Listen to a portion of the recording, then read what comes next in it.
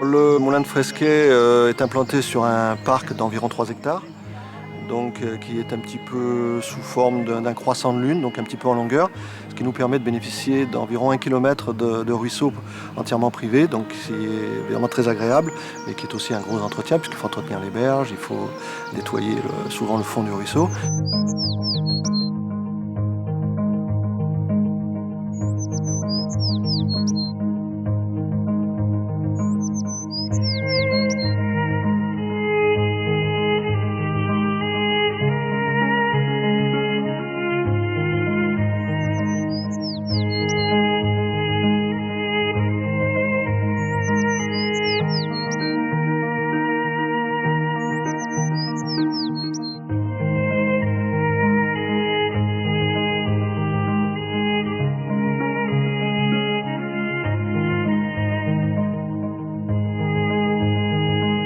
Le moulin de Fresquet, c'est un moulin qui faisait partie de l'abbaye cistercienne de Figeac. Donc les moines cisterciens exploitaient de la farine grâce au blé de la région.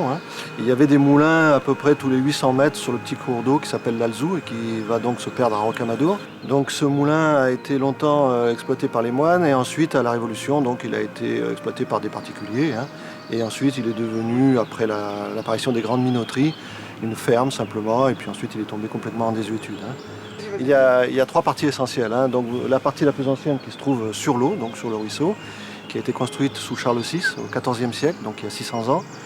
Et la partie centrale où il y a 3 niveaux, et là on a commencé à avoir une cheminée et les propriétaires, les meuniers, donc, pouvaient dormir avec leur famille sur place, alors qu'avant c'était qu'un outil de travail, on faisait la farine et le soir on allait se coucher et on n'en parlait plus, c'était qu'un outil. Et finalement, la mi-19e, sous Napoléon III, il y a encore eu des extensions sur des bases anciennes, mais enfin qui avaient disparu. Donc il y a eu des extensions pour faire un ensemble plutôt agricole, voué plutôt à l'agriculture, puisque la minoterie commençait à décliner. Voilà, donc on a vu l'apparition des tables, de pigeonniers, différentes pièces pour les animaux. Et donc le meunier, sa famille et les animaux pouvaient vivre à partir du 19e siècle.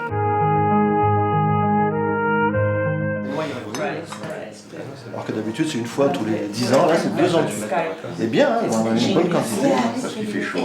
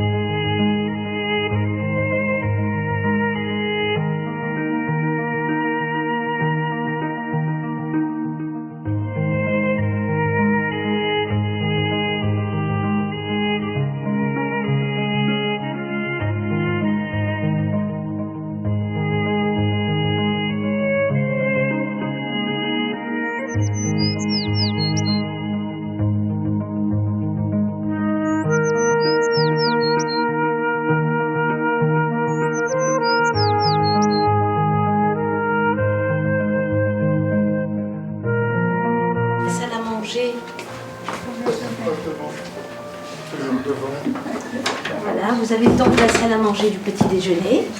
Petit déjeuner à partir de 8h30 jusqu'à 10h. Donc, qu'est-ce que vous buvez habituellement au petit déjeuner? Café.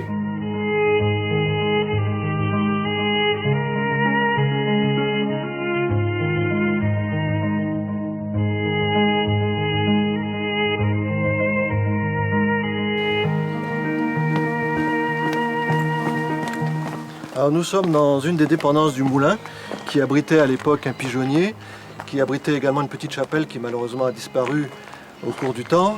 Elle abritait également un petit coin mais on a trouvé une étable avec certainement la place pour la vache ou l'âne du meunier.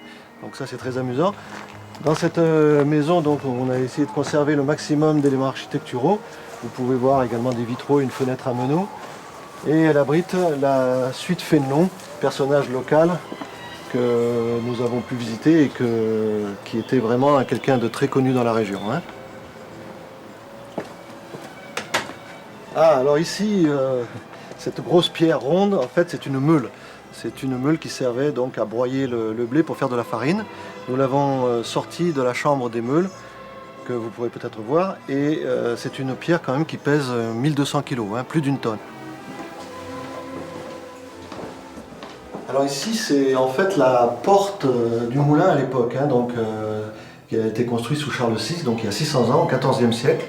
Et à l'époque, il n'y avait que le petit moulin qui était un outil de travail. Hein. On ne pouvait pas y habiter, le meunier avec sa famille n'y habitait pas, il n'y a pas de cheminée. Ils faisaient leur farine et le soir ils rentraient chez eux et c'était terminé. On mettait les sacs au premier étage pour les mettre à l'abri d'humidité, c'était terminé. Et cette partie-là n'était pas encore construite, elle n'a été construite qu'au XVIIIe siècle. Alors, la décoration de la chambre des meules s'inspire évidemment largement de la meunerie et des systèmes de roues, puisque partout sur les murs vous pouvez voir des tableaux représentant des moulins avec des roues à aubes, chose qui n'existe pratiquement pas dans le sud-ouest de la France, puisque c'est plutôt dans le nord qu'on trouve ce système. Et ici c'est plutôt des conduites forcées avec turbine horizontale. Ici vous avez un muret, une espèce de banquette en pierre qui courait tout le long du moulin, de façon à pouvoir faire rouler les meules qui étaient très lourdes, qui faisaient plus d'une tonne, de manière à ne jamais les laisser à plat. Car si elles tombaient à plat, on ne pouvait plus les relever. Donc on les faisait rouler comme ça, tout le long du moulin, notamment quand il fallait les réparer, les retailler, puisque une meule s'usait également. Hein. Nous avons le bief, qui est un canal en fait d'amener d'eau pour faire fonctionner les meules. Bien sûr, c'était des turbines horizontales. Et en aval, on appelle ça un canal de fuite. Voilà. Donc la meurtrière est du XIVe siècle. Et voilà le canal de fuite. Et vous avez sur le vitrail également un meunier du XIe siècle avec sa coiffe de meunier. Et justement, il présente une meule en modèle réduit, bien entendu, parce qu'elle n'aurait pas pu la porter à la main, ça aurait été très lourd.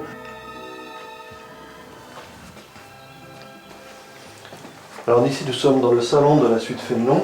Fénelon est un personnage local qui est né à Sainte-Mondane, pas très loin d'ici, en 1651. Et la décoration s'en inspire largement. On a des gravures d'époque de Fénelon, des livres qu'il a écrits également, qui datent de 1710 et de 1715. Donc là, ici, vous avez des tapisseries fin 18e et certaines aussi début 19e siècle, qui étaient en fait des sortes de rideaux à l'époque, qui servaient de portières ou chatières, qui laissaient passer donc éventuellement les animaux sans pour autant laisser passer le froid et le vent. Donc c'était finalement des rideaux à l'époque. Hein. Donc moi je m'en suis servi comme tête de lit, puisque je trouvais que c'était assez décoratif et ça tombait bien, puisque les mesures sont généralement d'1,20 m jusqu'à 2,50 m, donc c'était idéal pour faire une tête de lit. Bon, oui, mais moi je suis pas une pro. Bon, alors oui. Non. Les... Coupé.